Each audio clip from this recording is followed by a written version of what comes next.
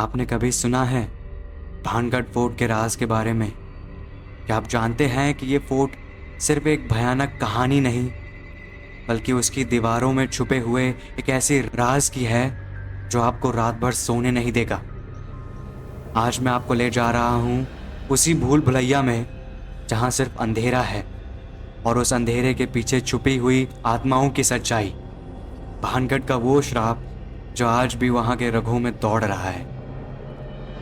ये कहानी उसके लिए है जो सच में भूत और श्राप में यकीन रखता है, और उसके लिए जो उस राज को खोलना चाहता है जो भानगढ़ के रगों में आज भी गूंजती है। भानगढ़ फोर्ट अलवर राजस्थान के पास स्थित है।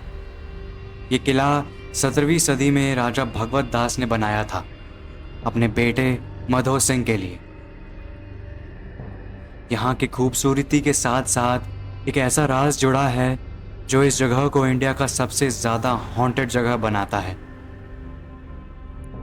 कहानियाँ कहती है कि एक तांत्रिक सिंघिया राजकुमारी रत्नावती की खूबसूरती पर फिदा हो गया था। उसने अपने जादू से उसका दिल जीतने की कोशिश की, लेकिन राजकुमारी ने उसके जादू को पहचान लिया था और उसके जादू को पलट दिया। जैसे ही उसका जादू पलटा, वो तांत्रिक मर गया, लेकिन मरने से पहले भानगढ़ पर एक श्राप दे गया। उसके श्राप के अनुसार भानगढ़ कभी भी खुश नहीं रह पाएगा और यहाँ के लोग हमेशा के लिए बर्बाद हो जाएंगे। उसके बाद से भानगढ़ वीराना हो गया।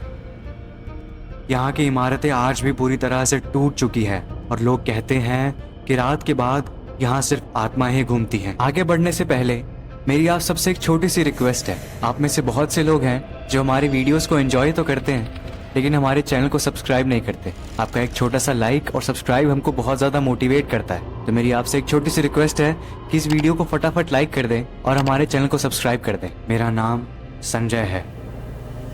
मैं और मेरे 4 दोस्त रोहित, अंजलि, विक्रम और आदित्य ने डिसाइड किया कि हम भानगढ़ फोर्ट को एक्सप्लोर करेंगे, वो भी रात को।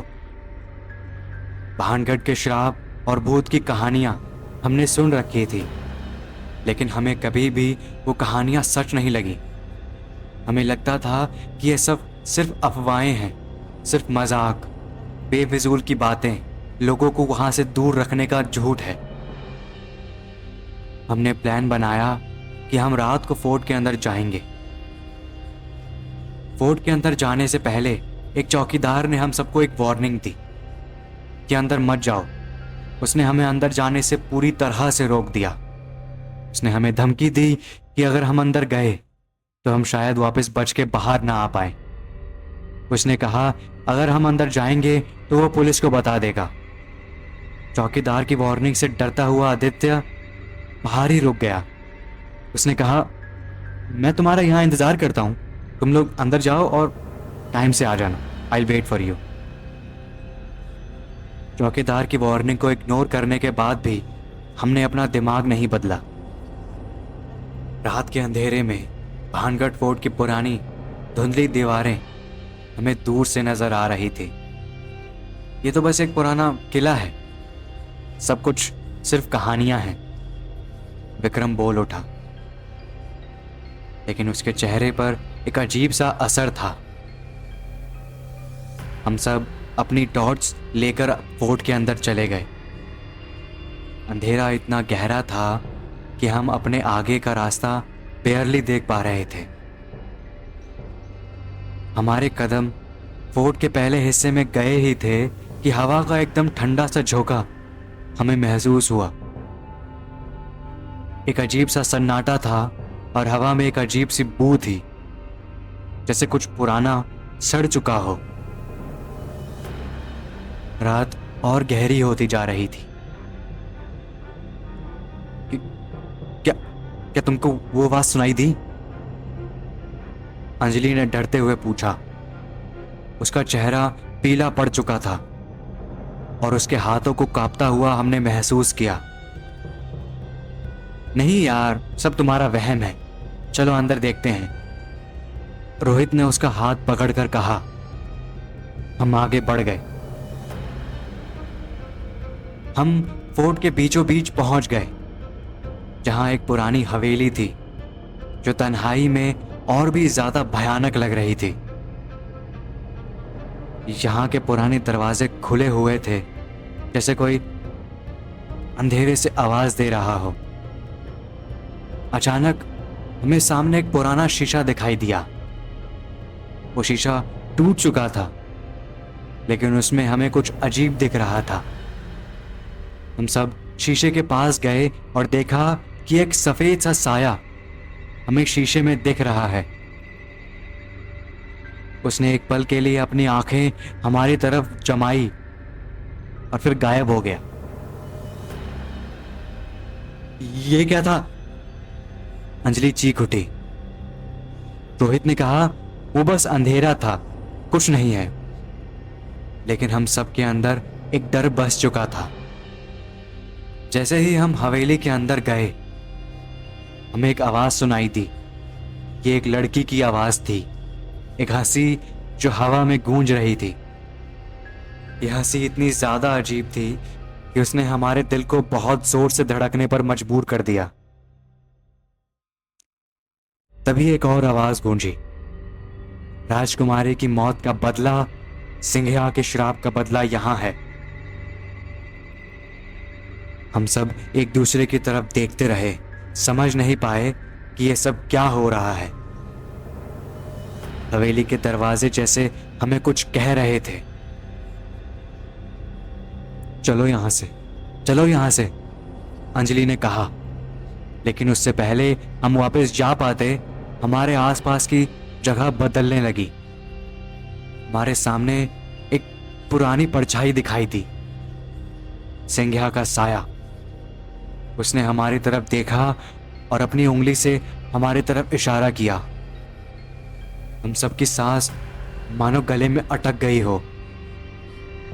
तुम सब बर्बाद हो जाओगे, सिंघिया के रूह ने बोला।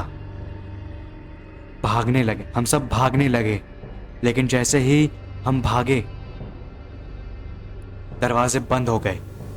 हवेली के अंदर से एक औरत की चीख सुनाई देने लगी।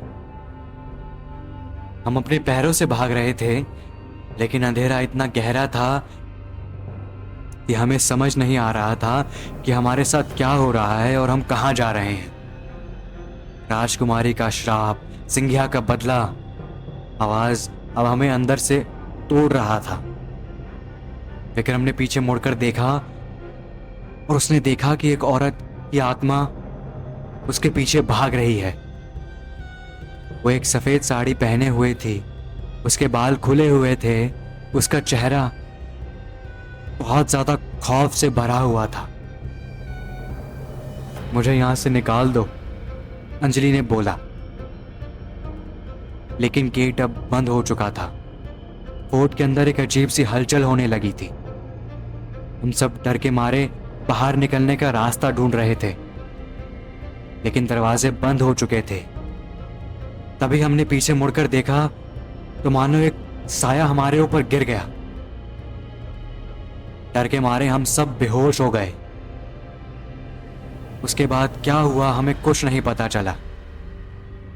जब हमारी आंख खुली तब हम चारों हॉस्पिटल में थे। हम सब पूरी तरह से शॉक थे। हमारे साथ क्या हुआ, हमने रात को क्या देखा, हमें कुछ समझ नहीं आ रहा था।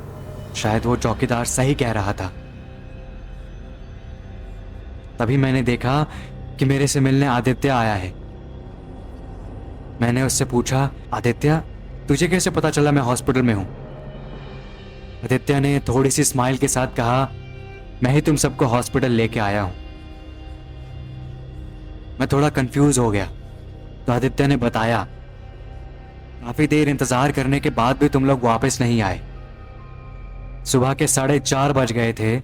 इंतजार करते करते मैं थक गया था। सूरज की पहली किरण आसमान में छा रही थी। तब मैंने सोचा कि रात बीत गया है, मैं अंदर जाके देखता हूं कि तुम लोग कहां हो। मैंने चौकीदार से विनती की कि वो मेरे साथ चले। उसने मेरे साथ अकेले चलने को पूरी तरह से मना कर दिया।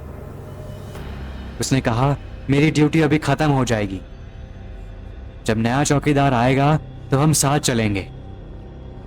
जब नया चौकीदार आया तब हम तीनों अंदर गए तो हमने देखा कि तुम चारों एक दीवार के सहारे गिरे हुए हो। हमें कुछ समझ नहीं आया। देर हो जाती इससे पहले हम तीनों तुम लोग को उठा करके हॉस्पिटल ले आए। उसने मेरे से पूछा कि अंदर क्या हुआ था। मैंने कहा काश वो चीज भूल जाता, कितना अच्छा होता। तो दोस्तों, ये थी भानगढ़ फोर्ट की कहानी जो मेरे साथ बीती है। क्या आप में इतनी हिम्मत है कि आप इस हॉन्टेड फोर्ट का सामना कर सकें, या फिर ये कहानी आपको समझाने के लिए काफ़ी थी कि कुछ जगह ऐसी भी होती हैं जहां से बचकर निकलना लगभग नामुमकिन हो जाता है। अगर आपको ये वीडियो पसंद आई हो तो लाइक कीजिएगा, चैनल को सब्सक्राइब कीजिएगा और कमेंट में बताइएगा कि आप कौन से जगह के बारे में सुनना चाहते हो। तो शायद अगले एपिसोड में मैं वही जगह कवर करूं। तब तक आसपास ध्यान रखिए, क्योंकि जो चीज़ें आपको नज़र आती है ज़रूरी नहीं वो सिर्फ वहम हो।